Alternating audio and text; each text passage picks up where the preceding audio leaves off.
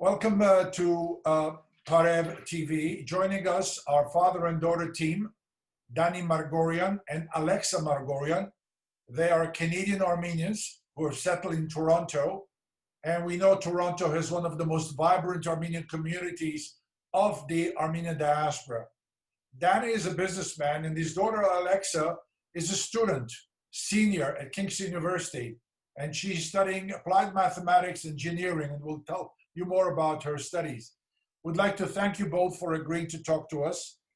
Danny, let me start with you. What is the mood in Toronto, in your community? And what are some of the activities carried out by the youth, especially during these challenging times of war between Armenia and Azerbaijan? Yes, thanks for having us, Vartan. Our youth have really spearheaded, with the guidance of the community leaders, have been gatherings at political locations to garner attention to the cause. So 2 weeks back, we had a gathering in Ottawa, which is the capital of Canada. It's distance-wise, just to put it in perspective, it's a 2-hour drive from Montreal, 4-hour drive from Toronto, and we had over 3,000 Armenian Canadians on a Friday afternoon gathered there with a strong voice to the political leaders to pay attention to this, to the war. On top of that, our youth have gathered and did a march down Yonge Street, which is one of the main artery in Toronto. There have been sit-ins, there have been gatherings, candlelight vigils. Very, very proud of our Armenian youth spearheading these causes.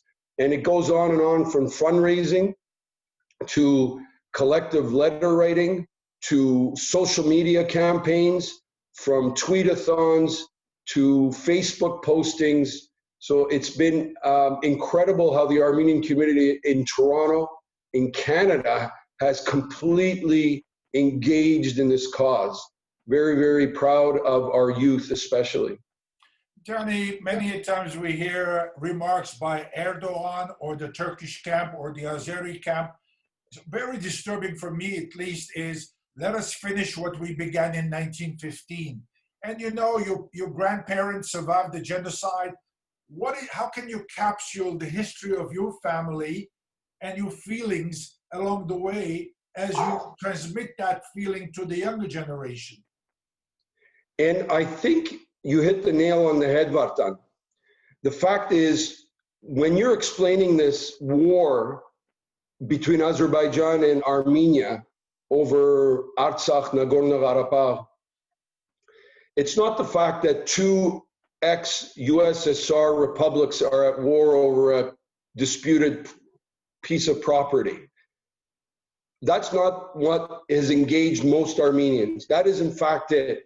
But when you involve Turkey in this equation, when you involve a dictator, a thug like Erdogan into it, where he claims that he wants to finish what he started and his people are backing it, that's where you have engaged 8-9 million diaspora Armenians to be fully, their souls, every ounce of their bodies engaged in it. And I think it moves not only us in this generation, the generation before us, but the youth of today, the young people who have learned, and not through osmosis of families, that's one way, but through historical fact. And I'm so proud of our young people of today that they are so engaged in this cause and so impressed by how the world has reacted. But you're absolutely right. When you hear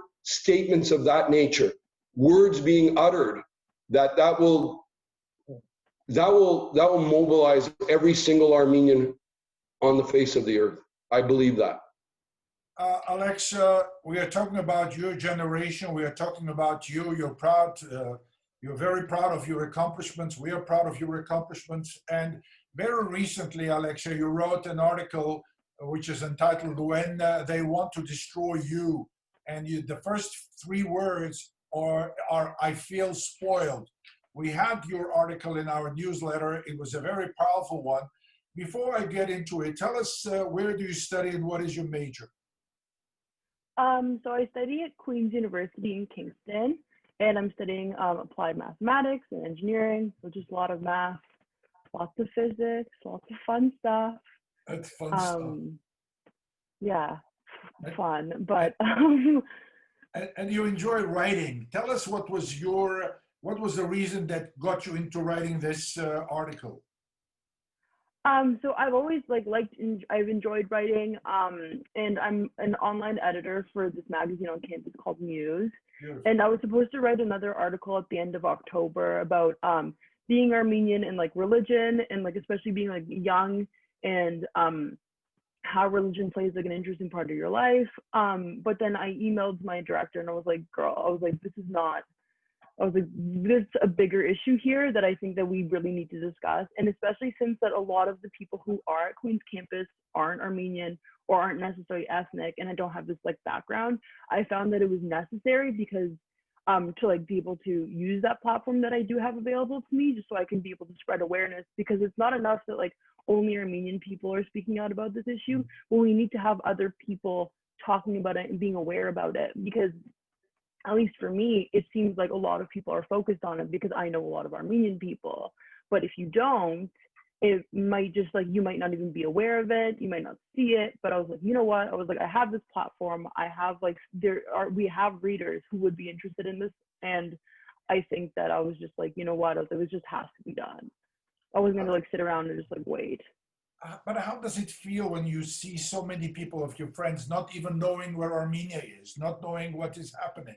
How you feel frustrated, and you are doing something very positive to remedy the situation. Do you think enough is being done? I would say no. I think that it's frustrating, at least for me being in this position, just because it's not like, at least being here, it's like pretty isolating, I think, is like, just because of the fact that there aren't that many Armenian people. It's like me, my sister, our family friend, a couple others here and there. So it's like, sometimes it feels just like you don't really have any kind of power in terms of changing other people's opinions, because it's like, you're basically living in an echo chamber where no one really cares about what's going on in the world, apart from like, unless it's like their friends are dealing with it or whatever. But at the same time, is like a weird sense of like understanding, because like, how could they care if they're not aware about this issue? So that was the main like emphasis in terms of like writing the article. But yeah. Alexa, let me jump in here. Let me ask you, what is this love affair you have with Armenia? You have been there quite a few times and you're looking forward to going again. What is it that attracts you to Armenia? Is it the history? Is it the nature? Is it the beauty of the country? Is it your Armenians? What is it that really, really connects you to Armenia? I think it's like a sense of belonging, because like I go and I don't feel like othered by other people, I guess. So it's like you go and you're like, okay, no, this is mine. Like I belong here. I'm supposed to be here. Rather than like sometimes it's like being in certain spaces where it's like not necessarily like a diverse place, or place where like culture isn't necessarily recognized in the same way, where it's like, at least when you're in Armenia, you're like, oh no, it's like everyone is kind of like similar to me, not in a way that it's like I prefer this, but it's just kind of nice to be in a place where it's like, I guess, yeah, I think it's more of just like a sense of belonging, and just a sense of me like, okay, no, I should be here. Danny, jump in. How do you feel hearing Alexa discuss these issues? Oh, it's you know, I spoke to you earlier. I did not ask or we push anyone to be vocal.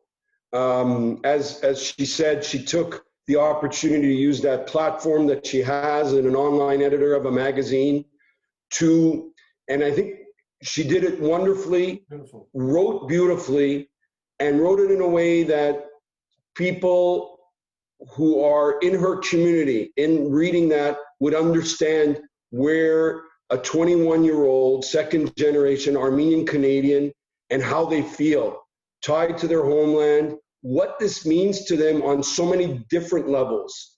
And I'm so proud of what she did and wrote, and just extremely proud of the fact that it resonates deepen her soul.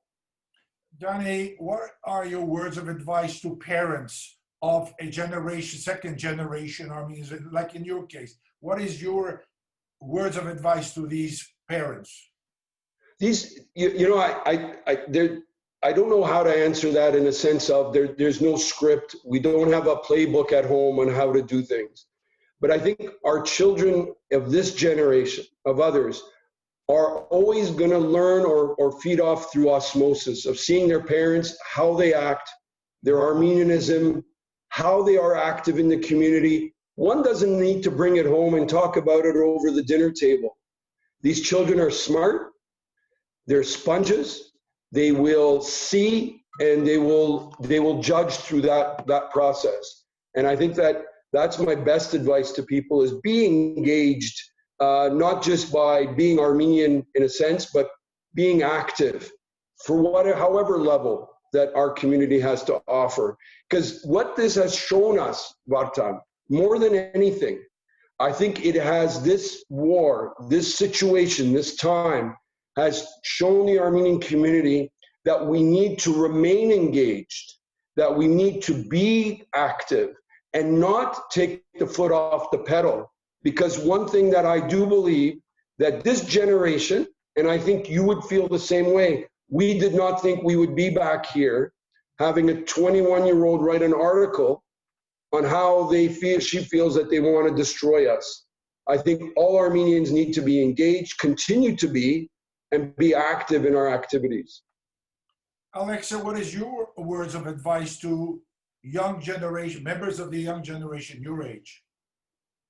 I think that, at least for us, it's not only important just to kind of just like, maybe like, I know that like a lot of us are just like posting on social media and stuff like that, and that's like only so effective, but I think that in a way we have to reach out beyond just the Armenian community, because we're only so many people and we're only able to do so much without having support from others, where it's like we might all be on the same page, but we need other people to be able to support us in order to like get our agenda and make sure that this stops. Because it's not like, I think that it's very easy to characterize this as a war, but in reality it is like basically genocide. So I think that when you present it to people who aren't Armenian in that way, being like, to you it might seem, because it's the information being presented to you might be like, oh, this is what it is, it's just a war between two people. No, that's not the case. And I think that we have to continue pushing that narrative because it's the truth.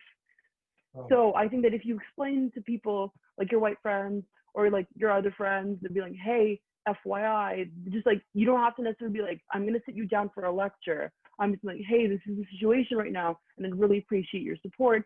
Please share this, whatever. It's not gonna take much. It doesn't require a lot of energy, but being able to kind of spread that kind of message is important, at least for us. Because I'm sure there's no Armenian who's like, oh, I don't know what's happening. Everyone knows. But it's not just us. There's billions of other people who should be aware of this. You know, it's just amazing. As you talk, I'm thinking of a young, energetic Armenian young lady who is a senior, about to graduate mechanical engineering, applied mathematics, an editor of a newspaper. That's really something we are all very proud of. Dani հայերենով երբ խոսում որ ժողովրդի իմանա թե հայկական ոգին որքան մեջ է եւ լեզուն առ նաեւ ընտանիքի մեջ է։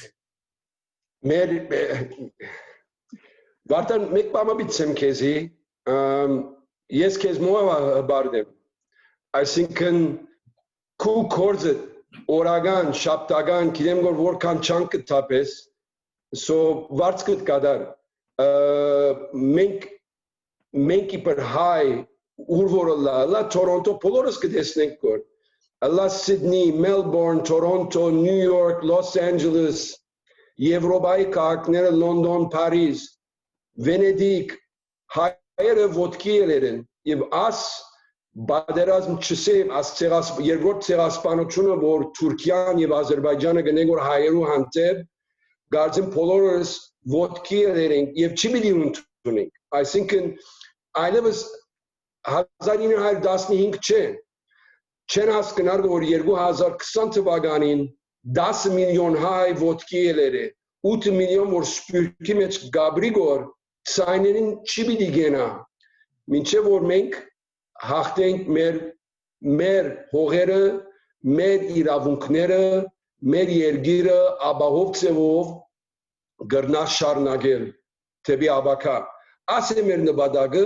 եւ հոն պետք է այս ձևով ամեն մեկը աշխատի այս ուղղությամբ։ Քեզ յաբիցեմ վարդան վարձ կդկադար քեզ մոբալ մենք հբարդենք։ Շատ շնորհակալ եմ Ալեքսիա, գարձեմ հասկացար ամեն ըսածները հորդ, քեզ միար պիտի խնդրեի մեկ նախատասությունը, երկար փարակ ջար չեմ ուզեր քեզ միայն որ հասկանան թե հայախոս ես կհասկանաս եւ հայ ոգի մեջ է հայերենով ինչ կուզես ասել։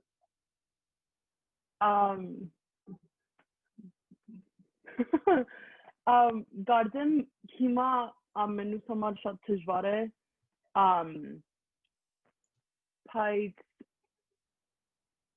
բայց ունենք երիտասարդություն եւ պետք է հբարդ լինենք։ Այո, it's like